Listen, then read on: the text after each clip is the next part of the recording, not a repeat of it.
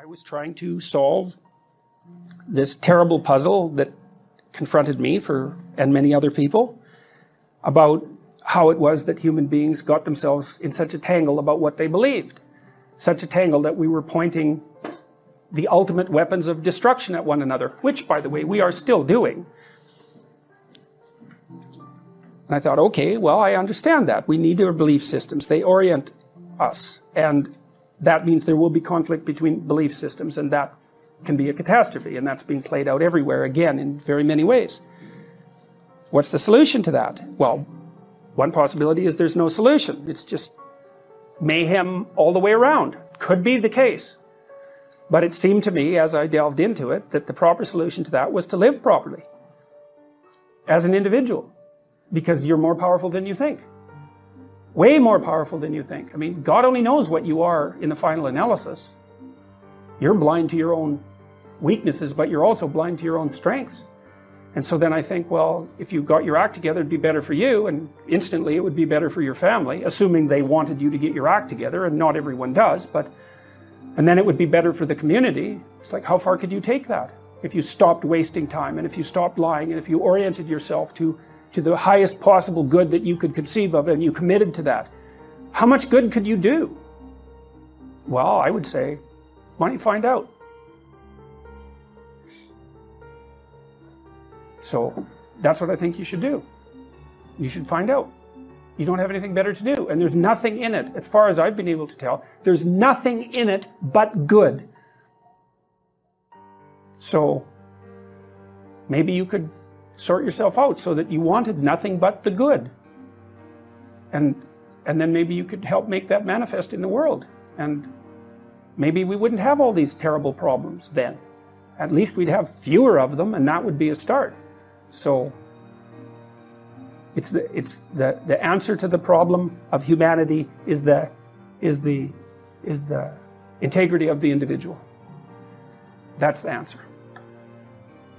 So, and states that are predicated on that realization are healthy. So, and states that aren't are doomed to stagnation and catastrophic collapse. And personalities that are predicated on self-tyranny and the tyranny of others are doomed to collapse. So, and then you think, well, what's the barrier? And the barrier is, are you willing to accept the responsibility? And part of the answer to that is, reduce the damn responsibility until it's tolerable. You don't have to fix everything at once. You could just start by fixing the things that you could fix. Or you could even do it more. You could do it with even less self-sacrifice. You could start by fixing only the things that you want to fix. God, you can get a massive way that way. So do it. See what happens. That's what you should have been taught in university right from the beginning. It's like, aim at the highest good. Tool yourself into something that can attain it. And go out there and manifest it in the world. And everything that comes your way will be a blessing. And so, all you have to do is give up your resentment and your hatred.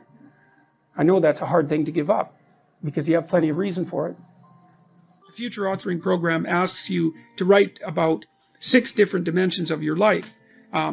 So it asks you, first of all, to treat yourself as if you're someone that you want to help, and that someone that you love and take care of, and someone that you want to help. And then it asks you, well, if you could organize your life in the best possible manner, and in keeping with those principles we discussed earlier, what do you want?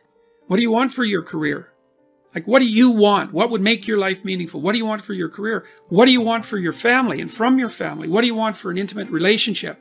How are you going to take care of your mental and physical health? How are you going to handle drug and alcohol use? It asks you a series of fundamental questions like that to get your mind moving.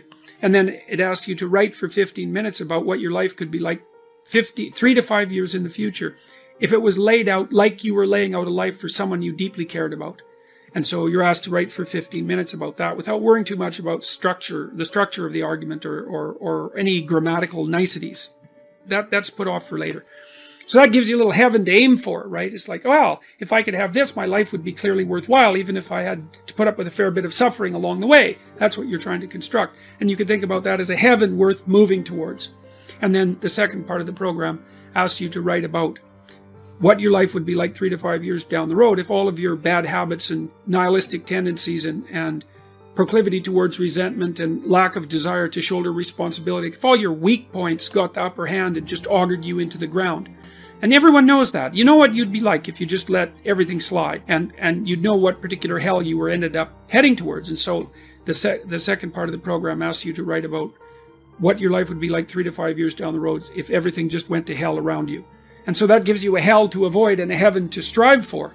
And you need both of those because that's what keeps you properly motivated in life. You see, the thing about disciplining someone, let's say, is that when you, and I see this very clearly when I'm talking to young people, is that I'm really on the side of the person that wants to do something positive with their life, to make their own life better, because I think that's where you should start. You should start by maximizing the quality of your own life. That's not a selfish thing, or if it is, it's the right kind of selfishness. And that you should figure out how to do that in a way that's of benefit to your friends and your family and your community, and you should take that deadly seriously. And the reason you should do that is because that just makes life better for everyone. And it reduces a fair bit of the misery that would otherwise be part and parcel of life, and it makes everything function smoothly. And one of the things I'm really curious about is what the world would be like if everybody decided to do that, because human beings are really remarkable creatures, and we hobble ourselves very badly with deception and resentment and revenge and the desire to make things worse and arrogance and all those sins, let's say, that make us deviate from our true path. And our true path should be something like, imagine the noblest aim that you can conceptualize and then sacrifice your life to attempting to attain it. And there's nothing in that that isn't good for everyone.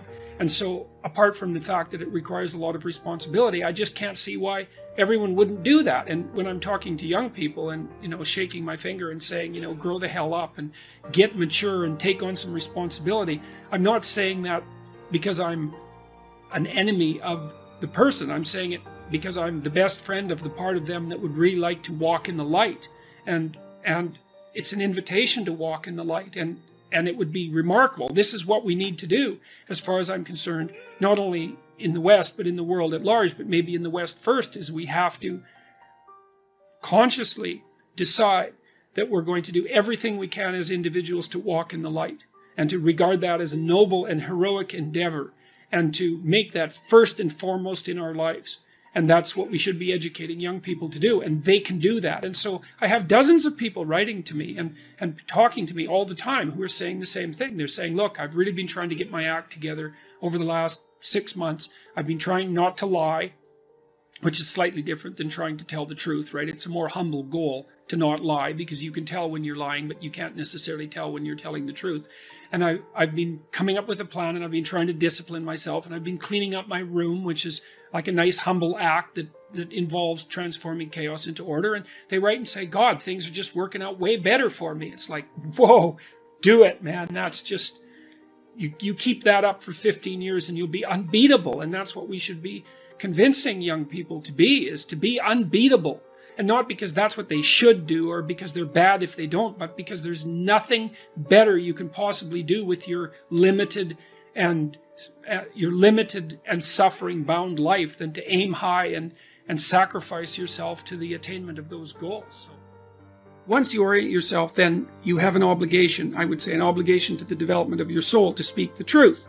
You have to be oriented properly, though, because the truth is something that exists in service to an ideal of sorts. Then you can imagine that you could use your language two ways. You can use your language to manipulate the world and to extract from it what you want. So, for example, maybe you go out on a date with someone and you decide that the end goal of the date is to have a sexual partner for the night, and then you can craft your language to manipulate the person into providing you with what you want.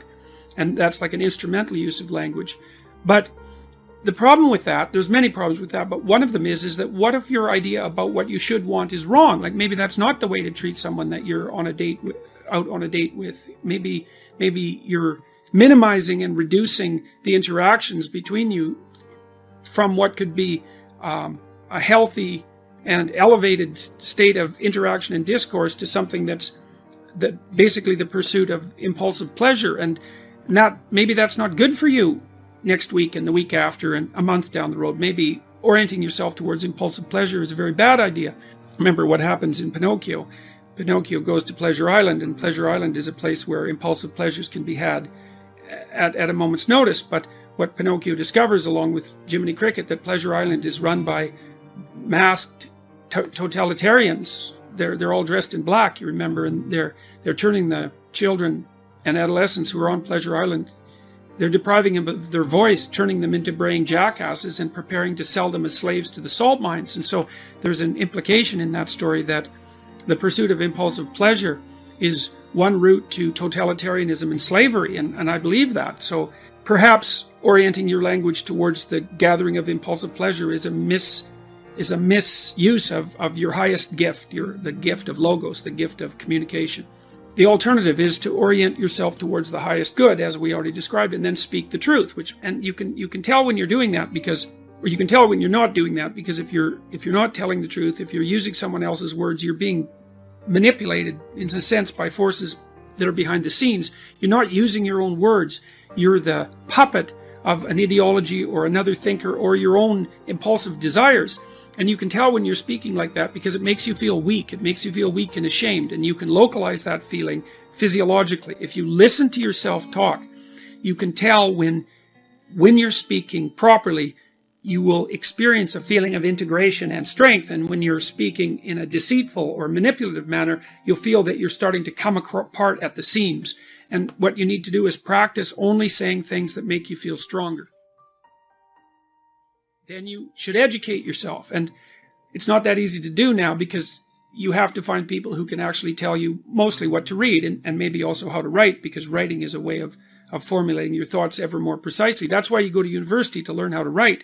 If you know how to write, you can think. If you can think and speak and communicate in writing, you're unbelievably powerful in the authority manner, because arguments move the world forward. And if your arguments are tight and well constructed and lucid and well edited and carefully thought through, and you have 5 rationales for everything that you're doing, which is what happens if you learn to write properly, then you're like a force of nature, man. No one can take you down.